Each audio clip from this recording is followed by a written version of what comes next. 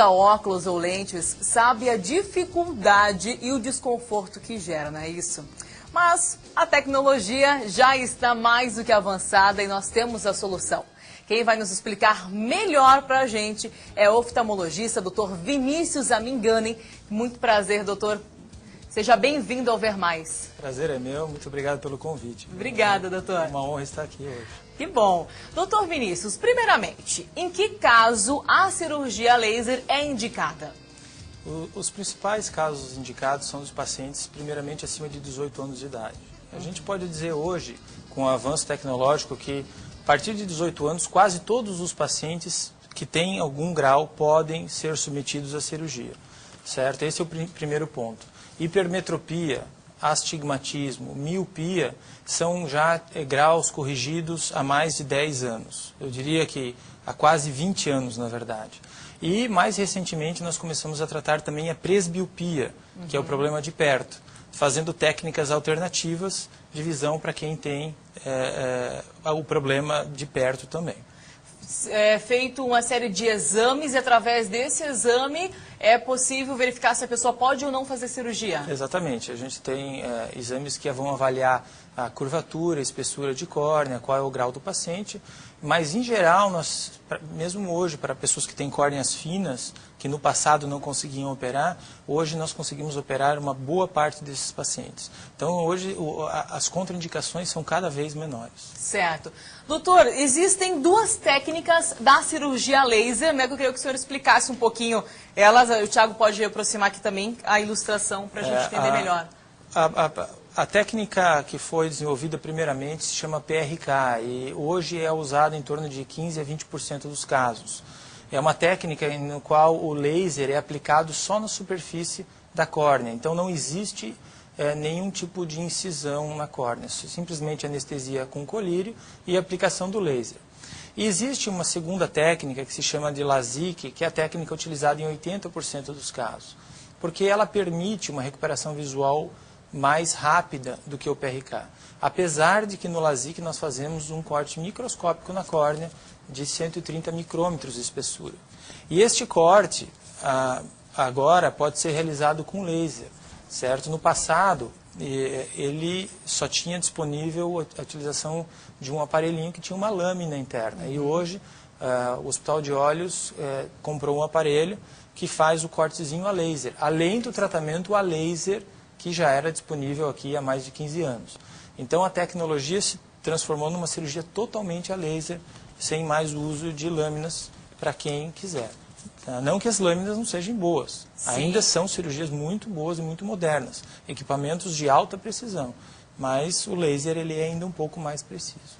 Doutor, quanto tempo em média dura uma cirurgia laser? A cirurgia laser dura realmente em torno de 10 a 15 minutos, né? Para a maioria dos pacientes é indolor, eu digo a maioria porque tem pacientes que estão muito ansiosos, né, e que tendem a apertar o aparelhinho, isso é normal, né? A gente já está acostumado com isso e para esses pacientes a sensibilidade atrapalha um pouquinho, mas não impede de forma alguma de se realizar a cirurgia. Anestesia é feita com colírios? Com colírios. Então é bem tranquilo? É bem tranquilo, não existe injeção, não existe, assim, o procedimento em geral é muito tranquilo mesmo. Quais são os cuidados pré e pós-operatório, doutor? Depende da técnica. No PRK, nós pedimos muito para o paciente não entrar em piscina ou cuidar na hora de tomar banho os primeiros 7 dias enquanto ele está com a lente de contato, que a gente põe uma lente 100 graus por 5 a 7 dias até haver a cicatrização. E depois cuidar do sol por mais 6 meses, então usar óculos de sol. Não é que não pode para o sol, mas tem que usar óculos de sol. No LASIK, especialmente não coçar os olhos e evitar esportes que possam bater no olho por 30 dias. Então, futebol, vôlei, qualquer atividade que tenha risco de trauma ocular. Praticamente é vida normal após a cirurgia. Depois disso, sim. Muitos pacientes com LASIK voltam a trabalhar no dia seguinte. Outros preferem esperar alguns dias, dependendo da atividade profissional de cada um.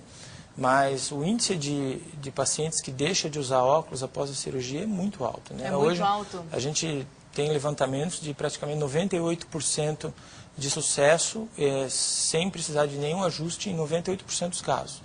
E em torno de 2%, realmente a gente precisa fazer um ajustezinho no grau, se o grau não ficar adequadamente na primeira aplicação. Às vezes tem graus muito altos, que corrige, por exemplo, tinha 10 graus, corrige, fica com 1 grau, e às vezes não é o suficiente. A gente faz mais um ajuste para deixar o paciente o mais perto do zero possível. Sim, entendi. Agora, as principais vantagens dessa cirurgia laser, qual que seriam? Bom, a vantagem é que primeiro que você fica livre do óculos e da lente.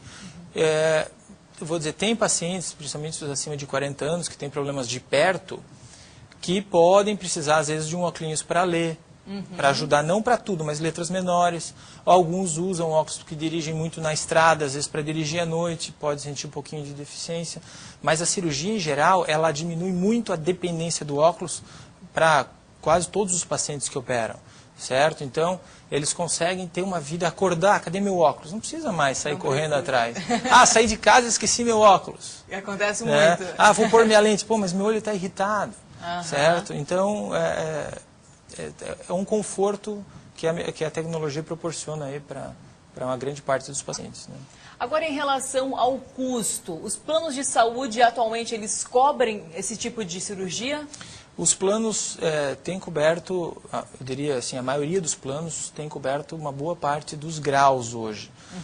Miopias acima de 5, no passado era acima de 7, hoje acima de 5 graus.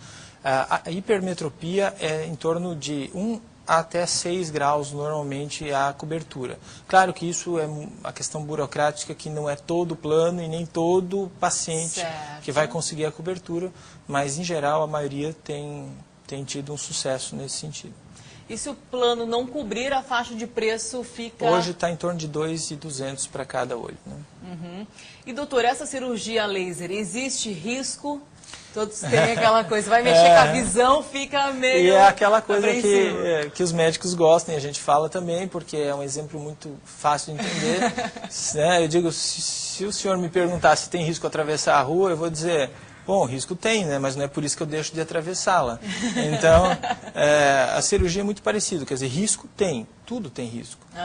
O risco tem que ser mensurado e tem que ser explicado pelo médico. Cada um tem um risco um pouco diferente, certo? A cirurgia para uns pode não ser indicada, porque tem muito risco. Para outros, pode ser muito bem indicada, porque o risco é pequeno. Isso cabe ao médico oftalmologista explicar e avaliar o risco que cada um tem a ser submetido a uma cirurgia.